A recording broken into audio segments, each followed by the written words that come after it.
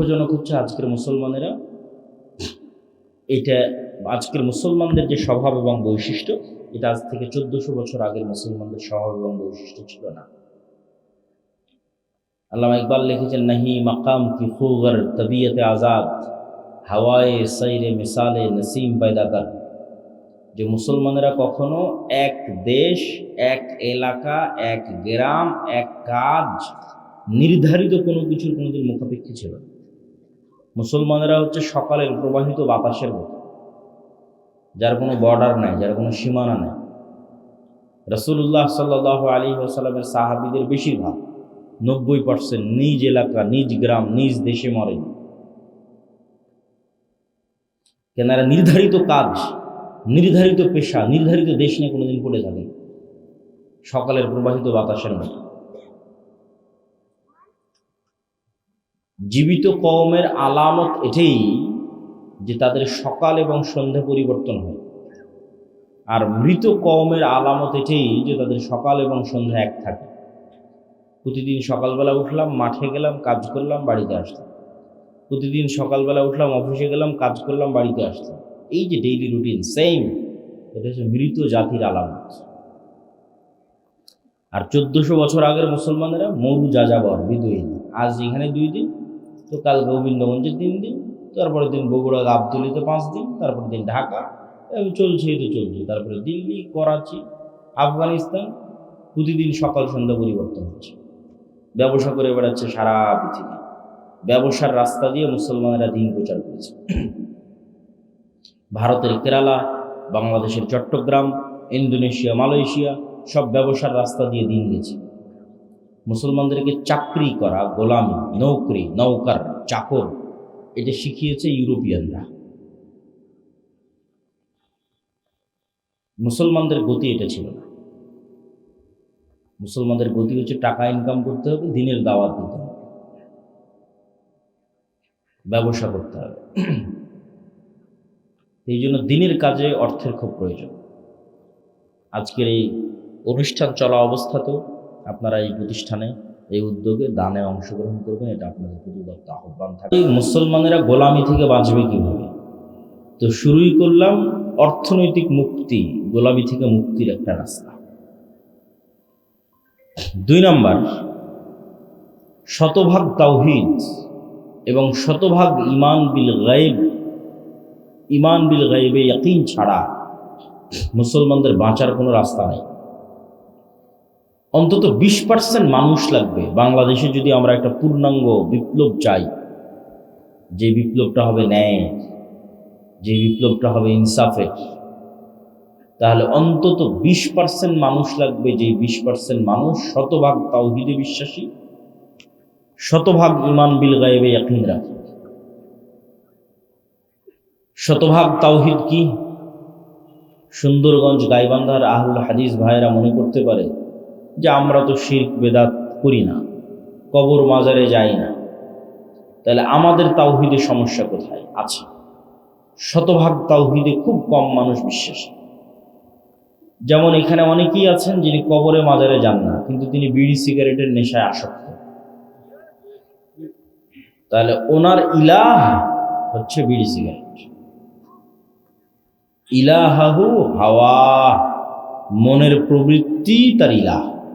সে আল্লাহর ইচ্ছার সামনে নিজের ইচ্ছাকে জবাই করতে পারেনি। আল্লাহর চাওয়া, আল্লাহর আদেশের সামনে নিজেকে পরিপূর্ণ আত্মসমর্পণ করতে পারেনি।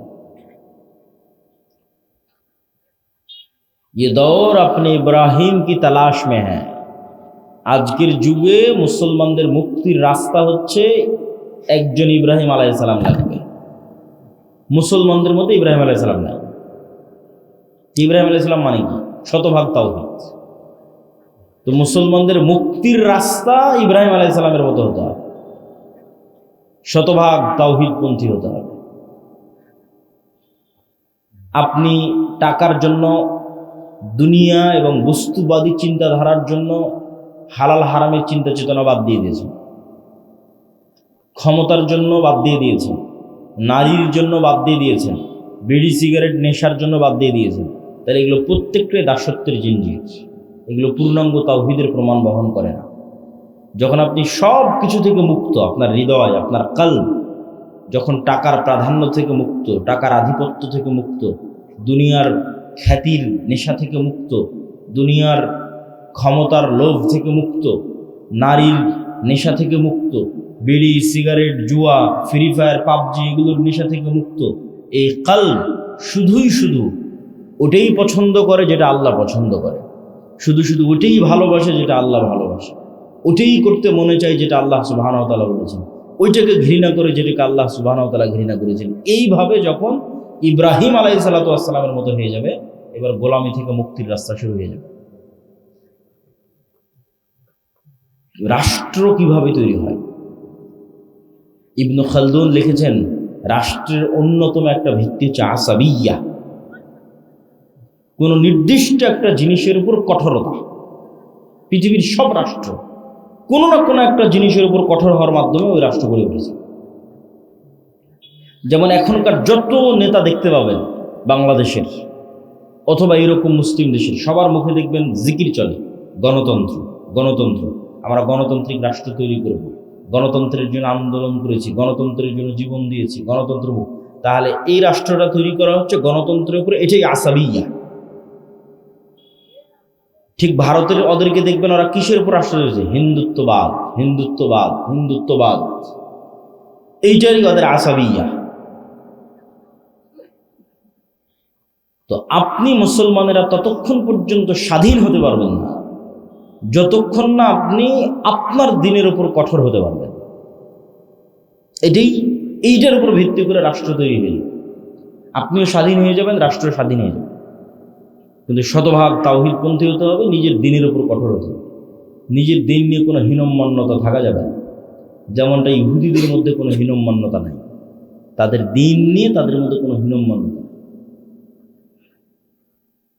আপনাদের চেয়ে বেশি টুপি ইহুদিরা পরে, আপনাদের চেয়ে বেশি দাড়ি ইহুদিরা রাখে, শতকরা সংখ্যায় নয়।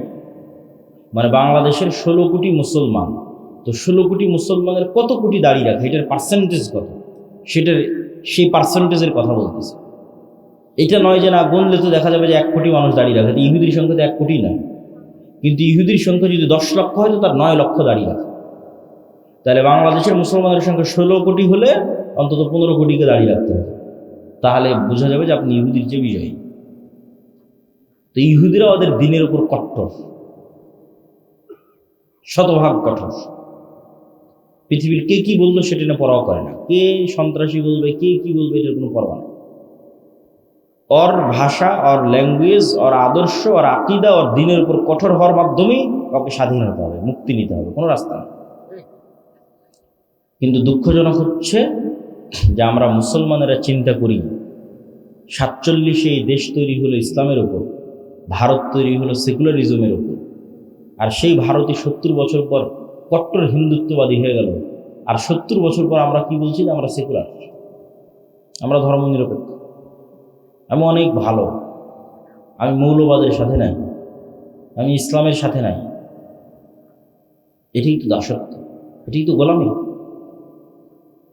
এই জন্য শতভাগ তাওহীদ ছাড়া, শতভাগ নিজের দিনের উপর কঠোর হওয়া ছাড়া গোলামি থেকে মুক্তির কোনো রাস্তা নেই। পয়েন্ট নাম্বার 2, ঈমান বিল গায়বে ইয়াকিন। ঈমান বিল গায়বে ইয়াকিনের মাধ্যমে গোলামি থেকে মুক্তির রাস্তা আছে। কিভাবে? মনে করেন আজকে আপনারা আমাকে বাংলাদেশের ক্ষমতা দিয়ে দিলেন, বাংলাদেশের ক্ষমতায় যাওয়ার পর আমি কালকে ঘোষণা দিয়ে দিলাম এই দেশ শতভাগ ইসলামী রাষ্ট্র। ঘোষণা দেওয়ার 1 সেকেন্ডের মধ্যে ভারত এবং আমেরিকা বাংলাদেশকে বয়কট করবে অর্থনৈতিকভাবে। অর্থনৈতিকভাবে বয়কট করার পর বাংলাদেশে এখন যে সুযোগ সুবিধা আপনারা ভোগ করতেছেন, সেই সুযোগ সুবিধার ভোগ করতে পারবেন না। এই বিদ্যুৎ আর থাকবে না, থাকবে অনেক অল্প, হয়তো 20%, যতদিন না পূর্ণাঙ্গ উৎপাদন না করা হয়েছে।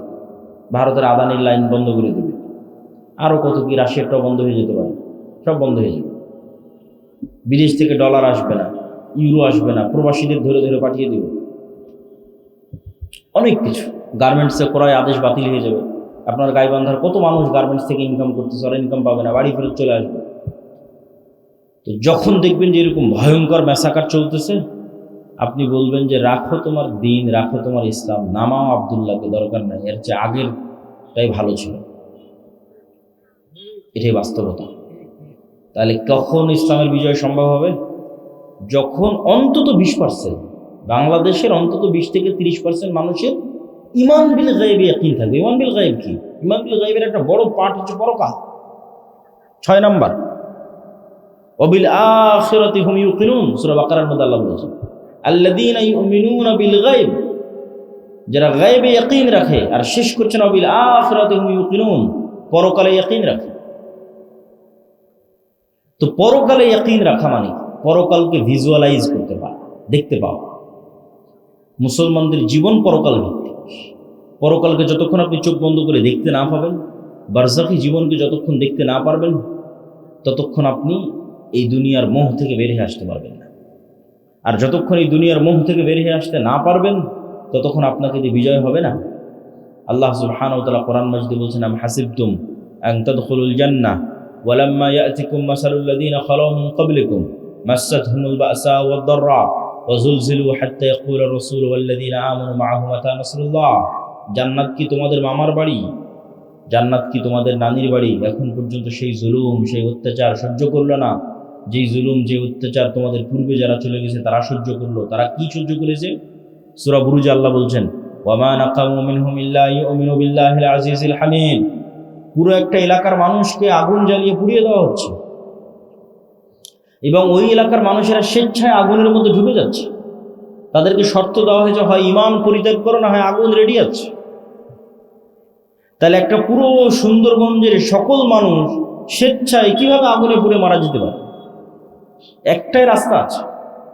সুন্দরগঞ্জের মানুষ যেদিন দেখতে পাবে সামনে যে আগুনটা জ্বলতেছে, এটা জান্নাত। এটা কিসের আগুন? এটা জান্নাত। আর পিছনে আমার বাড়িতে যে লাইট, ফ্যান, বিদ্যুৎ, এসি চলতেছে, ওখানে তো জাহান্নামের আগুন জ্বলতেছে। এই ইয়াকিন ছাড়া সম্ভব নয়। আসহাবুল উখদুদের এই ইয়াকিন ছিল। তারা স্বেচ্ছায় আগুনে চলে গেছে, কেন? ওই আগুনের মধ্যে ওরা জান্নাত দেখতে পাচ্ছে। আর ওদের বাড়িতে, ঘরে ওরা জ্বলন্ত জাহান্নামের আগুন দেখতে পাচ্ছে। এটাই ইয়াকিন, এটাই পরকালের উপর ইয়াকিন। অন্তত 20% মানুষের এই লেভেলের যতক্ষণ ঈমান না হবে, ততক্ষণ ইসলামের বিজয় হবে। মুসলমানেরা জোর করে টেনে না হবে, কেননা পরকালমুখী চিন্তা ছাড়া ইসলামের বিজয় সম্ভব না। বস্তুবাদী চিন্তা দিয়ে ইসলাম কোনোদিন বিজয় হবে না। বস্তুবাদ তো ধোঁকা, আপনাকে গোলাম বানানোর ধোঁকা, আপনার দিনকে ছিনিয়ে নেওয়ার ধোঁকা।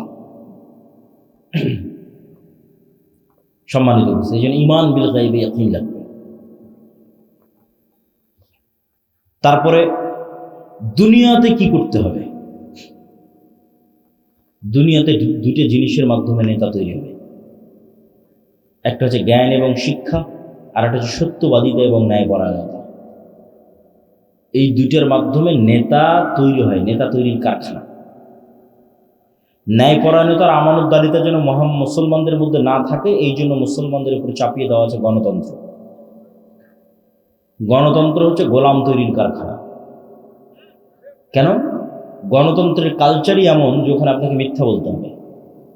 গণতন্ত্রের কালচারই এমন, ওখানে আপনাকে 2 নম্বরই করতে হবে, ধোঁকাবাজি করতে হবে।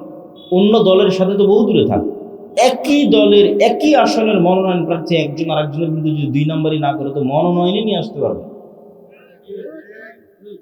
তাহলে এই যে 2 নম্বরই কালচারের মধ্যে দিয়ে যেন বড় হয়, এই জন্য গণতন্ত্র চাপিয়ে দেওয়া। তাহলে কি হবে?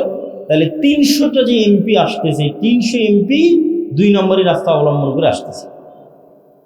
তাহলে এরা 300 জন আপনাদের কাছে এমপি, কিন্তু আল্লাহর কাছে গোলাম, কৃতদাস। এরা টাকার কাছে বিক্রি হয়ে যাবে। কেন? আমাদেরকে ওই কালচারের মধ্যে বড় করা হয়েছে।